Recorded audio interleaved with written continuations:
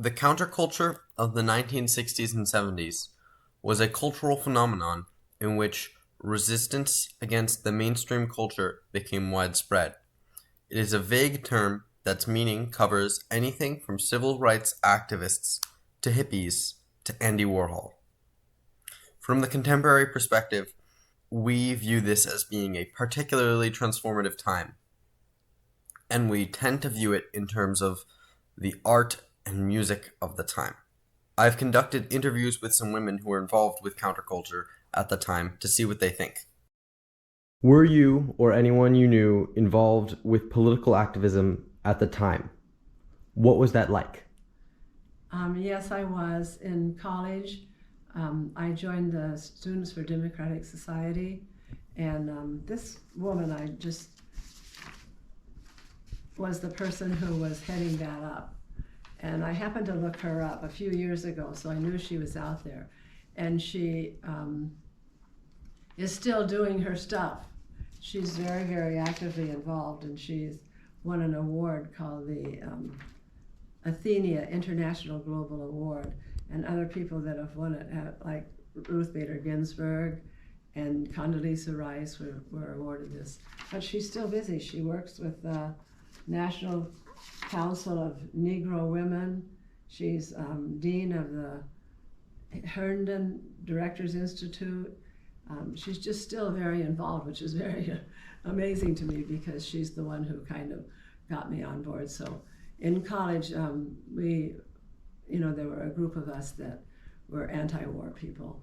Mm-hmm. And so we did demonstrations, and then I moved to Seattle after school, and the movement wasn't very strong, so I ended up moving east with my husband. He was going to a Cambridge Goddard Graduate School for Social Change, and so we were marching on Harvard, and I had a 2-year-old son at that time, so I would, it could be scary at times because they'd have the National Guard that would be out there. Well, you were with a lot of people, so you felt solidarity there, but I had my 2-year-old on my shoulders, and then there were like people with, I guess they were tear gas, that were out in the streets with us too, so in case something got a little too rowdy, I guess. Were you or anyone you knew involved with political activism at the time? What was that like? Yes. So when I lived in Pennsylvania, I was close to Washington, and we lived in Pennsylvania in 1970, which was when the Kent State shootings occurred. There was the National Guard shot 4 students, 4 college students for protesting. That was what finally drove my husband at the time and I to get in the car and go to Washington. Actually, probably got on a train and go to Washington, and we're in some big anti-war protests because because of Kent State killings. That was a time when there was a lot, and it's complicated because we were there. We were motivated by the Kent State killings, but it was anti-war, anti-Vietnam protesting that was going on. So yeah, it was very exciting. The first time we went, we tried to make sure that we didn't look too radical, that we looked like real ordinary, middle of the road people. So we didn't call attention to the fact that we wanted to make sure that people saw us as pretty normal people who were really, really, really tired of the Vietnam War. We had lost too many friends, and it was a hard time. Would anyone call themselves a hippie that you knew? I don't think we thought of ourselves as hippie. Okay. I think that might have been more a San Francisco trend. I mean, we might have looked like hippies because we all had long hair, and we dressed. We might have dressed alike a little bit, but. I was wondering, do you think anyone that you knew, or maybe even you, I assume not based on what you've said, would have described themselves as being hippie or beat, or were people aware of these terms at all, or were they like no one, would anyone actually call themselves that? So there were, we all kind of talked about those hippies in Haight-Ashbury in San Francisco. That was very visible and talked about. I would never have said that about myself then. later, now, if I would immediately describe myself as a hippie, pinko, commie freak. That because I'm so, my politics are so liberal progressive, and so I describe myself that way now because it's kind of fun shorthand to say that I'm a.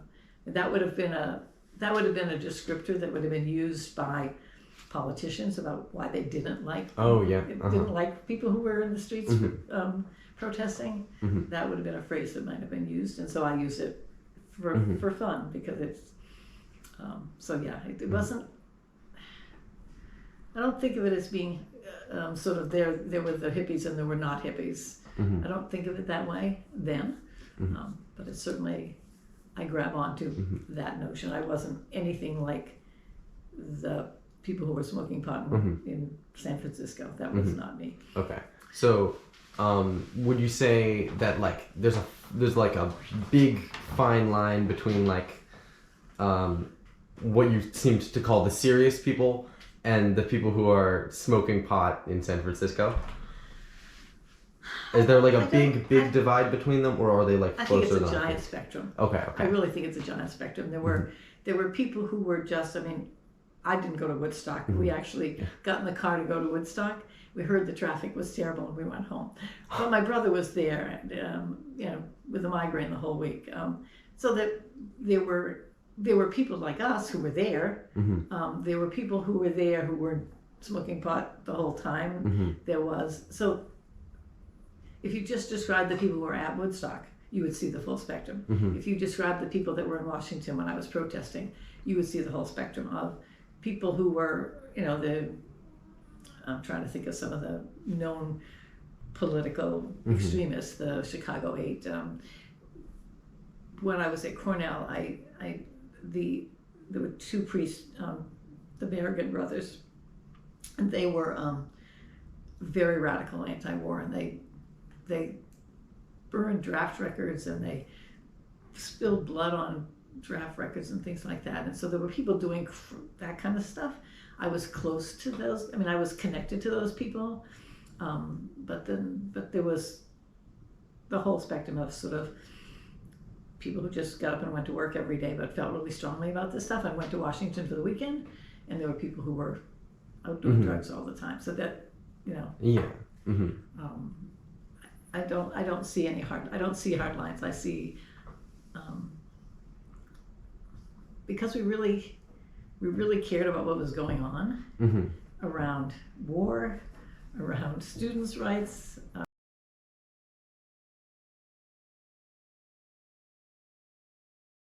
Do you think that people your age were more interested in art and music than people who were older, or is that like not a thing? It's interesting. It wasn't. I don't know if that's not generational at all. I happened to have been very involved in music in high school and art. I mean, I didn't go to college to study art because I thought I was smart and I thought I had to study something serious, and that I couldn't go to college and study art because that wouldn't be serious enough, and I was smart. People who were around your age more interested in music and art than adults. Would you say that was true? When you were like when you were in college and such? I'm not really sure. We did have people that we listened to, like Dylan, of course, and Joe Cocker, Simon and Garfunkel, Janis Joplin, Jimi Hendrix. But I can't say really what the adults were interested in at that time. I know my parents listened to music a lot at home, but it was always more 40s and 50s stuff, not classical. This is great because a lot of people, when they think of the 60s, they think of specifically, they're like, oh yes, the 60s, they had so much like everyone was into Those were all all these the Flower Child stuff. Yeah.